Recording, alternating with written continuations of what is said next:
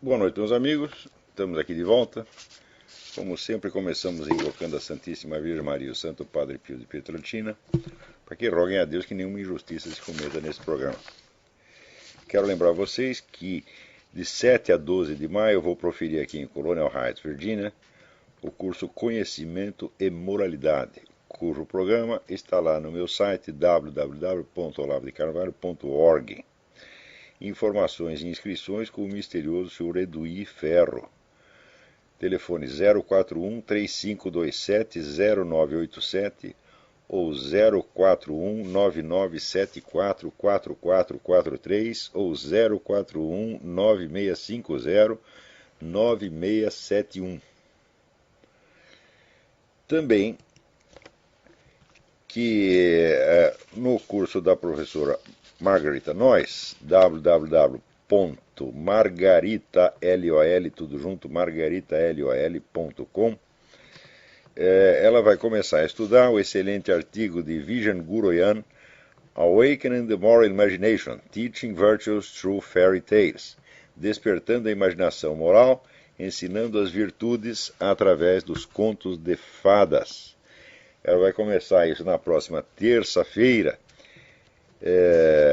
E também, deixa eu ver, o programa é feito por ela e pela Mariana Descatiati, www.margaritalol.com. Bom, vamos lá. Então, em primeiro lugar, de novo, está havendo aí um esforço para o Congresso legalizar não somente o aborto, mas o aborto e a eutanásia, tudo junto, tá certo? Esse pessoal não desiste. É importante ver que isso aí é um esforço mundial, uniforme em todo o planeta, que não é coincidência, não são coisas que acontecimentos isolados, tá certo? Mas é um plano mundial que vem desses círculos globalistas para implantar em todo o planeta uma concepção zoológica do ser humano e da sociedade. Eu não sei, eu não chego a entender, vamos dizer, o amor que essas pessoas têm por isso, como é importante para eles o aborto, a eutanásia, e logo em seguida vai haver, né, o aborto pós-parto, né? Já estão falando nisso. Tem aqui um cidadão, um acadêmico aqui, saiu no Journal of Medical Ethics, veja, isso aí é ética agora, né? Dizendo o seguinte, dizendo que o aborto é igualzinho, não há diferença de você abortar um bebê e você matá-lo depois de nascido. A gente vê isso, a gente pensa que isso é um argumento contra o aborto. Não, é a favor do infanticídio. Ele está dizendo isso para dizer, olha, já que vocês abortam, também pode matar a criança depois que nasceu, né? Eu, por exemplo, eu suponho que o autor disso já tenha nascido. Portanto, se eu chego lá e dou um tiro no desgraçado, não faz diferença nenhuma. Se pode matar um bebê, por que não pode matar um menino um pouco mais crescidinho, né? Um adolescente, um jovem, um homem maduro ou um ancião? O sujeito pode abortar o sujeito, por exemplo, aos 93 anos de idade. Que diferença vai fazer? Não é isso? Agora, o argumento dos caras é o seguinte, o feto, enquanto está na barriga da mãe, ele ainda não é um ser humano, ele é apenas uma coisa. E depois que ele nascer, ele também não é um ser humano, porque o ser humano não é ser humano por natureza, porque ele nasceu assim. Não, ele é ser humano porque a sociedade lhe conferiu, né, o estatuto de ser humano. Ou seja, um monte de não seres humanos reunidos confere a humanidade, né, ao recém-nascido. Porque é o tal negócio, se o ser humano não é humano por natureza, quem foi que o tornou humano? Só tem duas explicações. Primeiro, foi Deus, né, como está na Bíblia, que fez o homem de barro e soprou o seu espírito, né? Ou então só pode ter sido os deuses astronautas. Porque o ser humano, um ser que não é humano, tornar-se humano por conta própria, eu digo, isso é impossível, né? você pode acreditar na teoria da evolução quanto você queira, mas você pode procurar em Charles Darwin e ver assim, não, os macacos evoluíram porque eles queriam evoluir, foi uma livre decisão. Né? Os macacos leram Darwin e decidiram, então, evoluir. A teoria de que a sociedade é que confere o estatuto humano ao ser humano implica isso. Né? Quer dizer, a evolução é fruto de uma decisão livre do macaco. Ele não era humano, daí ele falou, raio, isso aqui é uma boa ideia, vou ser humano. Tá certo? E então ele vira um ser humano e depois ele confere o estatuto honorário de ser humano ao bebê, ao macaquinho recém-nascido. Né? Agora, isso sai numa revista de ética médica. Puta vida. Agora, isso aí vem daquela mente brilhante que é o professor Peter Singer, né? Aquele que acha que as galinhas têm direitos humanos. É isso. Você, por exemplo, você comer uma galinha, comer um frango, é uma coisa inteiramente inumana, é um holocausto. Né? Esse pessoal matando, comendo galinha, né? Porco, vaca, é uma coisa horrorosa, totalmente inumano. Agora, o feto pode matar, e até o bebê pequeno também pode matar. E o bebê um pouco mais grandinho também pode. O que não pode é tocar nas galinhas, tá entendendo? Né? E esse pessoal que está andando na rua e pisa na formiga, meu Deus do céu. Não é isso? Então, isso aí é um morticínio generalizado, isso é um genocídio. Então, isso aí já passou do limite do grotesco. Não é isso? Agora, estas concepções todas, elas estão sendo implantadas no mundo à força. E tem muito dinheiro por trás disso, e tem governos inteiros empenhados nisso. Então, isso não é para brincar. Não são coisas que estão acontecendo. Quem quer que não perceba que esta concepção, né, animalesca da civilização foi elaborada ao longo de muitas décadas. Tá certo? Isso aí desde o tempo do Cecil Rhodes, o homem que fundou a Rodésia, que era um bilionário que se achava o reformador do mundo. Tá certo? Ele juntou lá meia dúzia de intelectuais na Inglaterra para planejar uma nova civilização global. E daí a coisa foi indo, com o tempo eles foram contratando mais intelectuais, né? Gente tipo Peter Singer, né?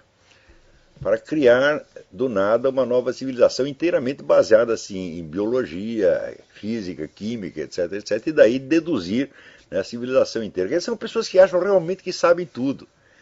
E isso está sendo implantado no mundo sistematicamente.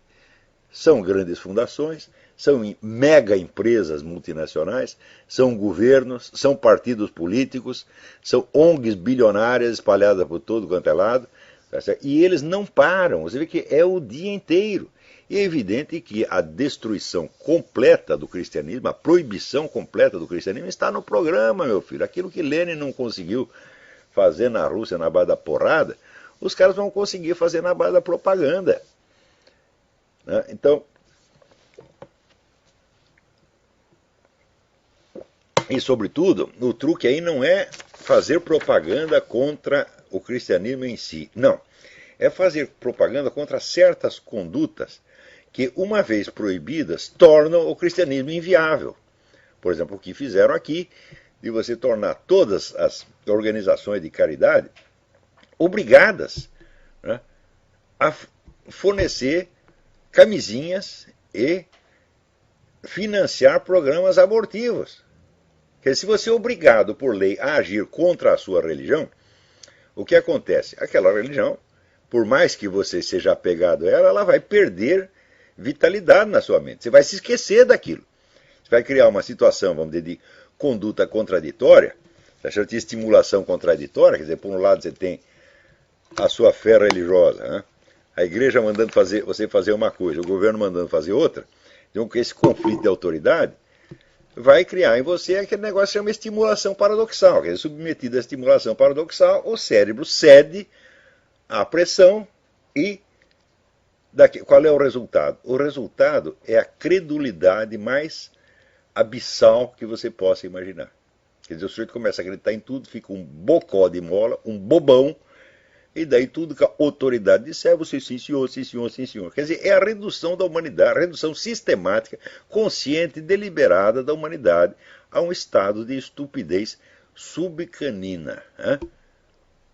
Galinácea, na verdade. Subgalinácea, porque as galinhas pelo menos têm direitos humanos e você não vai ter nenhum. Quer dizer, isso não é para brincar. Agora, no meio disso, é isso,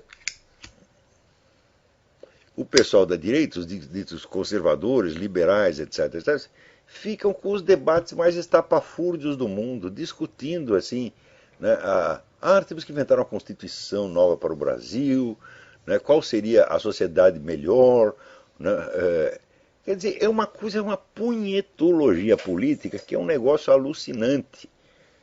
Quando, na verdade, só tem que discutir uma coisa: como é que nós vamos tirar esses filhos das putas de cima de nós? Como é que nós vamos quebrar o poder deles? Não é como é que nós vamos conviver direitinho com eles. Não é como é que nós vamos ganhar a próxima eleição. Não. Eu estou dizendo, este movimento todo, ele resulta da implantação mundial da mentalidade revolucionária. Eu vou repetir o que é a mentalidade revolucionária. Revolução significa você ter um projeto de futuro para toda a sociedade a ser implantado mediante a concentração de poder.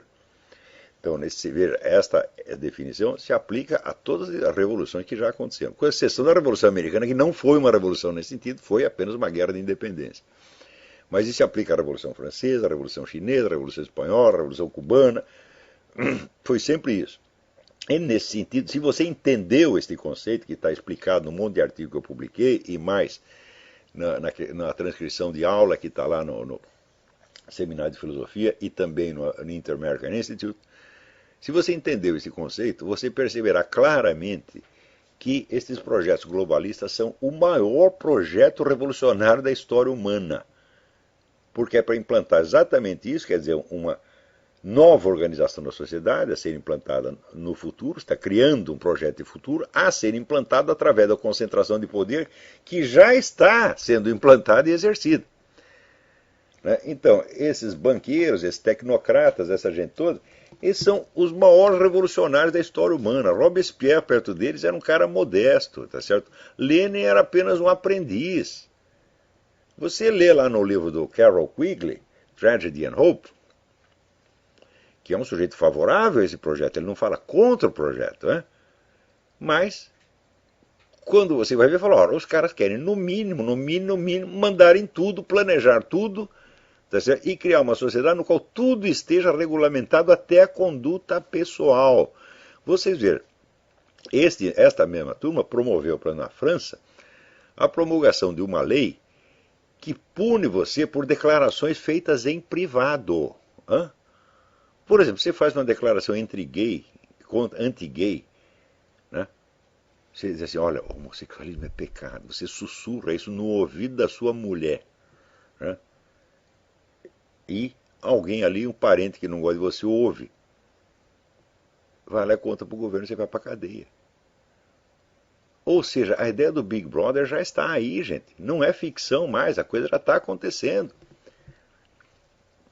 Enquanto isso, aparecem jumentos como esse seu Joel Pinheiro, da revista Dicta, para dizer assim, não, você discutir questões morais é besteira, nós temos que discutir questões políticas. Eu discuto, você já avisou o outro time, porque faz um século que não só os comunistas, mas também os globalistas, só trabalham na esfera da revolução cultural, da mudança dos princípios morais, que é a substância da vida social, da qual a política decorre quase que automaticamente. Se você domina os princípios morais que governam a sociedade, você sabe quais são as opções que a sociedade vai fazer. Você sabe o que todo mundo vai escolher. Então, quem domina a moral, aqui o seu Joel Pinheiro, vai estudar, vagabundo. Quem domina a moralidade da sociedade, domina a política. Então você não quer que os conservadores discutam. Ele acha que conservadores discutir moral e religião é perda de tempo. Então vai avisar os comunistas disso. Esse sujeito nunca leu um livro da Escola de Frankfurt, nunca leu um livro de Antônio Gramsci, não está sabendo de nada o que acontece e vem cagar regra. É por causa... é isso que astravanca o progresso, gente. Você está entendendo? Por que vai dar ouvido a um menino de 12 anos que não sabe nada? Diz que o pai dele é um filósofo, economista, liberal, não sei, não tenho certeza. Então ele cresceu ouvindo propaganda liberal, né? E tem todos aqueles preconceitos que na verdade nasceram da Revolução Francesa e que são eles mesmos instrumentos da implantação do esquema revolucionário no mundo, só que ele não sabe, tá certo? Então aí começa a cagar regra com base na sua pura preferência subjetiva. E as pessoas perguntam o que eu acho disso. Eu falo, isso não pode, eu não acho nada, eu não tenho nenhuma opinião a respeito das opiniões do seu João Pinheiro. Não são opiniões, elas só podem ser analisadas como sintomas, vamos dizer, do fracasso educacional do seu Pinheiro. Que não é culpa dele, por quê? Porque é um fenômeno nacional. É todo mundo assim hoje. Agora, veja aqui, este negócio da legalização do aborto e eutanásia, eu vou fazer um apelo a vocês. Né? Vocês procuram na internet, vou o seguinte título: Congresso prepara a legalização do aborto e eutanásia. Cliquem isso lá no Google e vocês vão achar uma explicação bastante meticulosa sobre isso.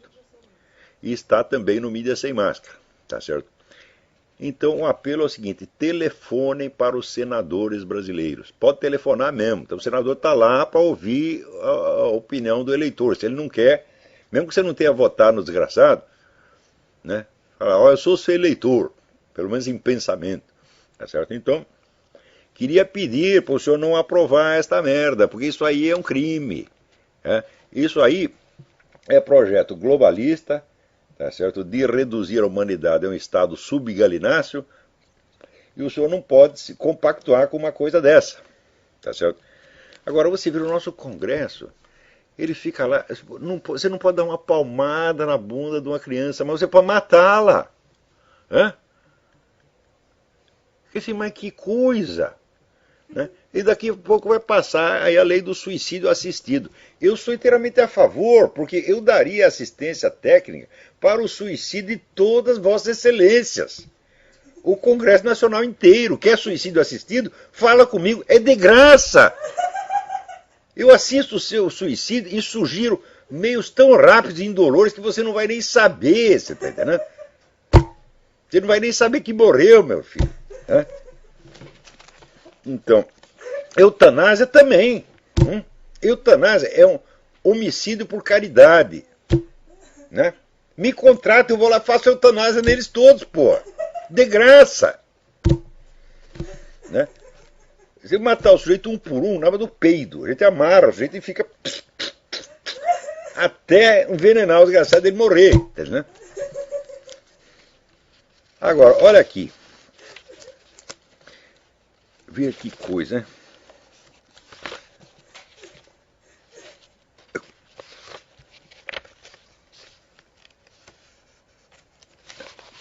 Teve aí uns padrecos no Brasil que estão enviando às autoridades eclesiásticas um pedido para que removam, né, enviando à Arquidiocese de Cuiabá um pedido para que removam o padre Paulo Ricardo das suas funções, porque, presta atenção aqui, porque ele é um homem amargurado, fatigado, raivoso, compulsivo, profundamente infeliz e transtornado, e não tem saúde mental. Ora, de tudo isso aqui tem uma coisa que é verdade, vocês não mentiram em tudo. E quando diz que ele é fatigado, como é que não vai estar fatigado, cercado de gente como vocês, porra? O homem está lá fazendo as tripas coração, trabalhando que nem um doido para cristianizar o Brasil, e vem vocês enchendo o saco, fazendo fofoca pelas costas, porra. Hã?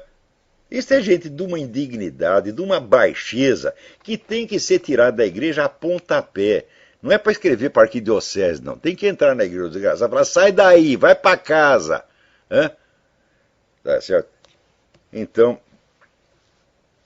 lá pressionando o arcebispo de Cuiabá, Dom Milton Antônio dos Santos, né, para que, aspas, Padre Paulo Ricardo de Azevedo Júnior seja imediatamente afastado das atividades de magistério. Que seja afastado de todos os meios de comunicação social e todo qualquer suporte. Ou seja, querem calar a boca do homem. Por quê? Porque ele é católico demais, pô. Ele vai lá e ensina os sacramentos, ensina a moral católica. Não é para fazer isso, Padre Paulo Ricardo. Hã?